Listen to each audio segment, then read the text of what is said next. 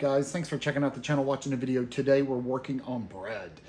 This is like just a basic bread. It's an Italian bread, puffy loaf, great crust. Anyway, but shockingly enough, I'm not using the bread maker. I'm going to use Hudson, my mixer, to use it, my KitchenAid. I'm going to use that and the dough hook and do it the old-timey way. Sort of the old-timey way. I guess if I did it by hands, it would be really old-timey, but we're going to use the dough hook and use that to knead the bread and form a free loaf. We're not going to bake this loaf in a bread pan. We're going to bake it right on the baking sheet. So this is basic Italian bread. Just a few ingredients you probably have in your kitchen. Delicious bread. Very, very good. So this is basic Italian bread. If you have any questions or comments, make sure you put them down below. We'd love to hear from you guys, and take a second right now and subscribe. We're getting close to 1,000. It's so important. I know I keep harping on that and you're probably tired of hearing it, but I'm just gonna say it again. Please subscribe. It would really help us. Anyway, guys, here comes basic Italian bread. First thing we're gonna do is basically prove that our yeast is alive. We're gonna proof it. That's what that is. So we're gonna put it in a cup of warm water, about a teaspoon of sugar.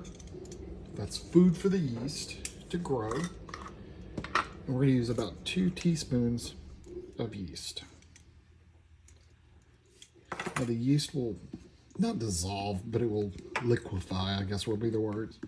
Just kind of give it a little help stirring it around. And we want to let this set in a warm place for a few minutes and it'll start to bubble. When you see those bubbles, you'll know the yeast is alive and kicking.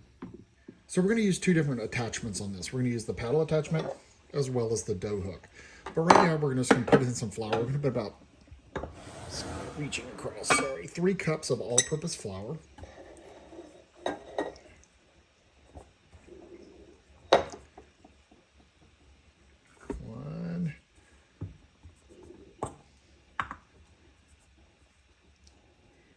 Two, 3 cups of all-purpose flour.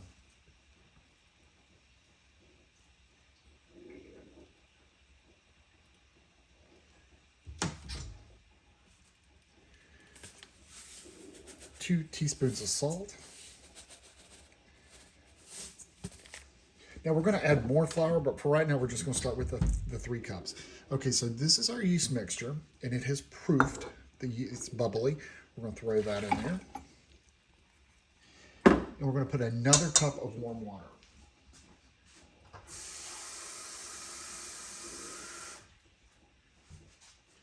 So that's total of 2 cups of warm water. Put your paddle attachment on.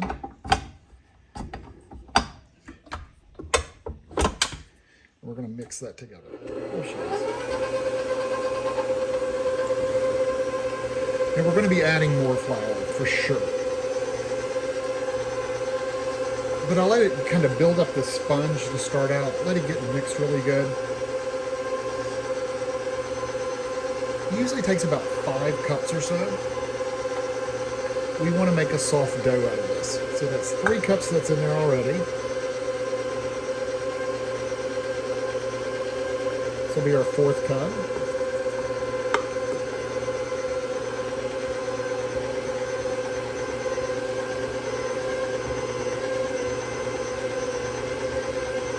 See the dough is beginning to form a little bit and pull together, get stringy looking.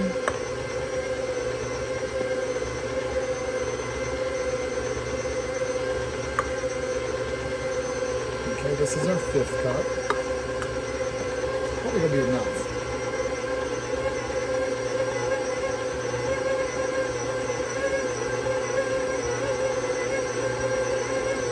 Do another 1/2 cup, so 5½ cups. That's good.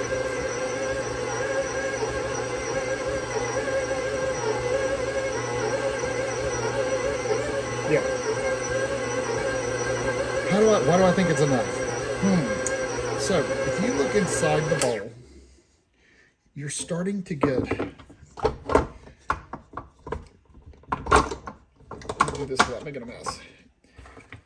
It's beginning to pull away from the sides. So the dough is actually forming and sticking together. So it's no longer a liquid.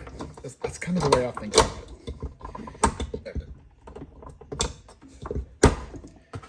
I want to clean this hook off, this paddle off, and change to the hook. Because the hook is what's going to do our work for us. You could certainly do this by hand and just knead it for 8 minutes or so. But we have a machine to do that, so let's let the machine do its work. Okay. So we'll put our dough hook on. Eventually. There we go. Get this out of there. Machine method. Medium speedish. We're going to let that run for about 8 minutes.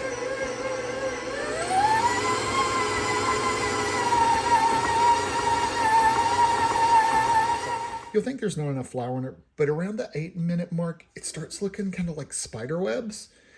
And then it'll pull and it'll just pull itself together. So let's go and let that roll.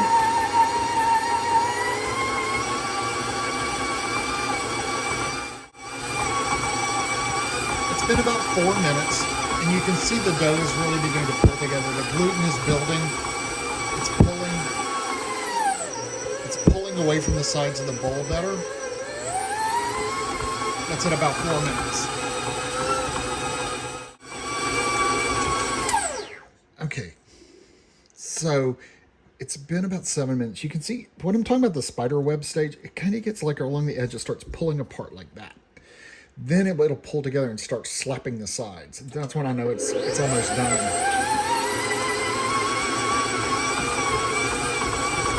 You can see, look along the edge down there. You can see those strings. That's the gluten. And it's beginning to slap a little bit too.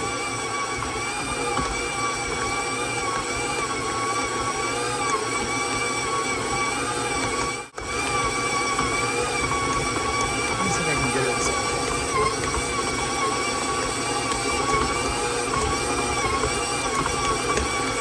Okay, so the dough is pulling. It's cleaning off the side of the bowl. It's kind of an entity now. It's no longer sticking that much at the bottom, and it's just wanting to hold together. I'm gonna call this done. And you push on it, it's sticky, it pulls up though, but it's nice and clean. So we're gonna take this and cut it free from its little hook. Now, resist the urge to throw in more flour, because you'll think like, oh, that's too sticky. Just resist that urge. Because the more flour you put, it's almost like it gets, a friend of mine calls it packy. It gets packy. Let's push Hudson back so we can look into this bowl better. So that's what we want. If you want to touch it, dip your finger in flour. It's just got a nice feel to it. So now, it always says put this in a grease bowl. I use spray and just spray it like this.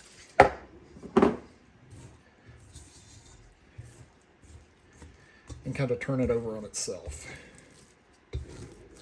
Just like that. And spray it. Now, this will go into your proofing. This will go into the proofing phase. Now, this will go into the first rise stage. So we want to cover this with plastic wrap. And if you think it's going to reach the top of your bowl, spray your plastic wrap with oil. By the way, if you can find these sliders from Great Value that cuts the plastic wrap, worth it. They're so handy. So, but I really don't think this is going to reach the top of the bowl on the rise. But we're going to cover it with plastic wrap and stick it in the warming. So in my oven, it's off, but I had started that pan of water boiling and it's sitting in the oven. It's moist, it's warm. We're going to set that and let it rise for 1 hour. Again, oven off. Put a pan of boiling water in the bottom to heat it up and have a moist environment. All right, guys, it has been an hour. Look how pretty it has risen. It's got nice structure. The bubbles boiling up. Oh my God, it smells like yeast. Yum, yum, yum. So now we're ready to prepare the loaves. Now we are not using a loaf pan, so we're gonna let this free form on the sheet. One of the secrets for me, which doesn't always work, Lord knows, is to roll the dough. I'll show you what I'm talking about. It's easier to explain it. So we're going to punch this down. Look at this. Look at the structure. Yes, indeed. Okay. Let's So we're going to throw on some bench flour.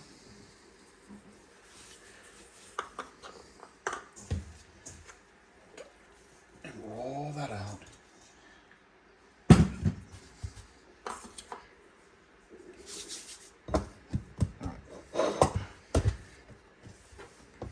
I just kind of give it a couple of turns like this. You don't really need to knead it or anything. Okay, so I want to cut this in half because it's going to make 2 loaves. 2 smaller loaves. I just think this works better. So we're going to make each loaf about a foot, maybe, I don't know. So I just kind of roll it together. I think that makes the dough, the structure of the dough better when it's rising.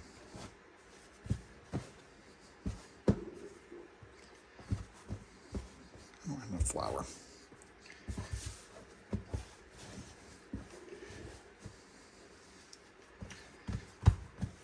And let's do it as many times as you need to get us a nice tight roll, nice tight, pretty roll.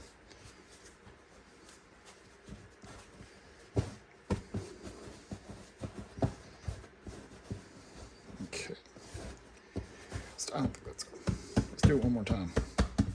Let's go like this too. Let it roll that way.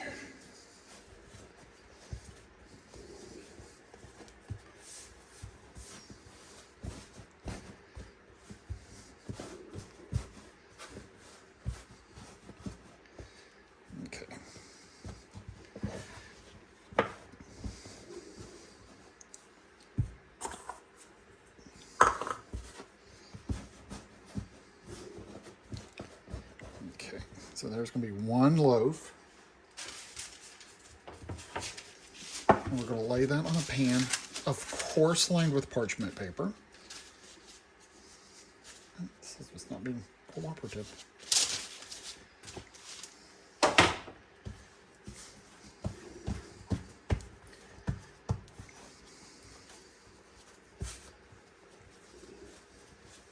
This one is being cooperative. First time around, look at that. Now the ends, if they're ugly, you can roll them and tip them under, just like that. But again, this is a hand done loaf. Let me scrape this off.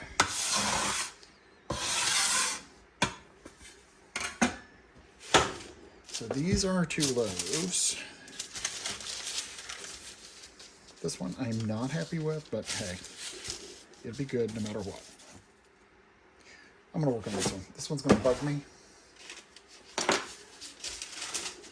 We certainly can. It's one of the things about it. You can definitely work with it. So if we pretend like if we're looking at the underside of the loaf, this is what's going to be hidden.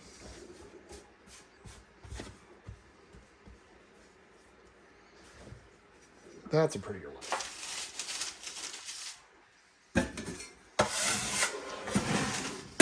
Now I'm not going to be obsessed. Okay. So we want to make 4 slices. You have to use a really sharp knife or scissors. I don't like the scissors because it pinches when it cuts. So I use an X-Acto knife with a new blade, and we're just going to slice about 4 times right across the top of it.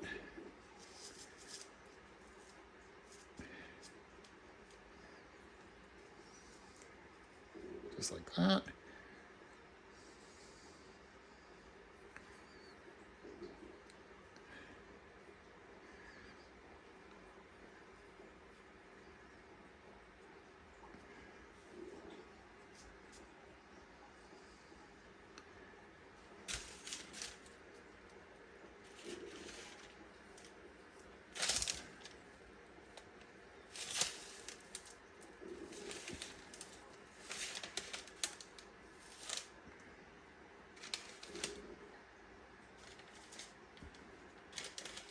Alright, so we have our 4 slices. You can tell it's already trying to rise a little bit. Okay, stop being a perfectionist. Alright, this is going to go back into the oven, the off oven with the hot water. A lot of recipes will say cover this with plastic wrap. Every time I do that, it makes the bread fall. I don't do that. You could certainly give it a coat of olive oil if you want to. You probably will, just for fun. And then we're just going to set that in that same oven and let it rise for 30 minutes. 30-minute rise has been done, and these are our loaves of Italian bread, beautifully risen. The slits have opened up. At this point, you could brush it with egg to make it browner and prettier. I usually don't do it if it's just for us, because there's a chance when you brush stuff on it, you're going to deflate the bread. So we're going to preheat the oven to 400 degrees. Something I didn't mention, a lot of recipes calls for cornmeal. To put cornmeal on the pan, and then that makes it not stick. I don't like the cornmeal, I don't like the tooth of it, so that's why I use the parchment paper, because it doesn't have that cornmeal grit at the bottom of it. These are going to go in the 400 degree oven for 20 to 25 minutes until they're brown and pretty. You'll see when it's done. And by the way, your house is going to smell magic.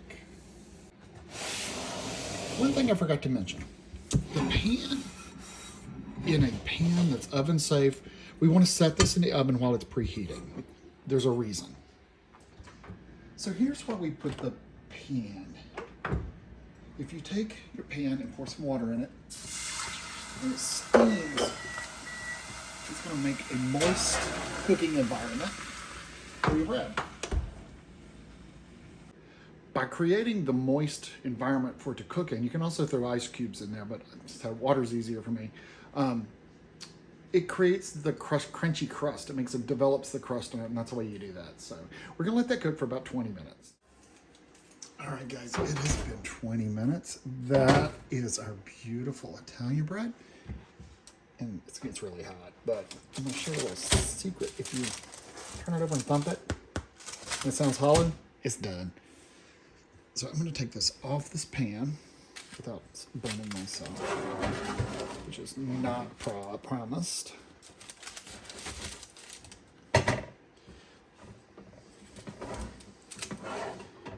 Without burning myself or the counter. That's hot. All right.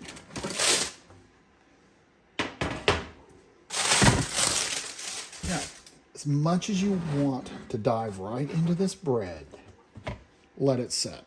Let it rest, let it cool a little bit, because if you slice it right now, it's just going to collapse it. So let it sit there for a little bit and cool, then you'll be able to taste. All right, we are ready to cut this. Now remember, this is Italian bread, so this has a softer crust than French bread does. So it's like, French bread is like crunchy. This is a little softer bread. Cut it. It's got a great sound to it. Listen to it. Love that sound on the bottom. Let's look at the structure. It's nice, airy, lots of pillows. It's probably still a little warm. So I'm going to use a serrated knife and go back and forth a lot. So try not, you don't want to push and crush. Look at that. That structure is so pretty. All right, guys, let's give it a taste. Smell. You can smell the yeast. It smells so good with the yeast. There's nothing better than the smell of hot bread, hot, fresh bread. Although I did have bought candles before of fresh baked bread, and it really stinks. This doesn't smell like this. That's just so wonderful. The dogs are going crazy down here. Pulling it apart. Ah, look at that. Let's just taste the bread part. I'm not gonna put butter on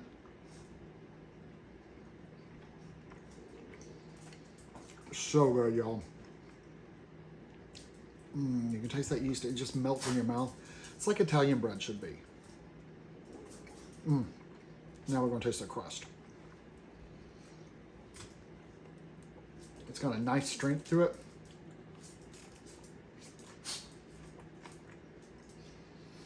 The lightest little crunch. Delicious. All right, guys, that's the video. Enjoy fresh baked bread. Try it. If you like the video, make sure you give me a thumbs up. Also hit subscribe. That helps so much. We're almost to that 1,000 mark. That'd be great. Other than that, you guys have a safe week, and we will see you next time.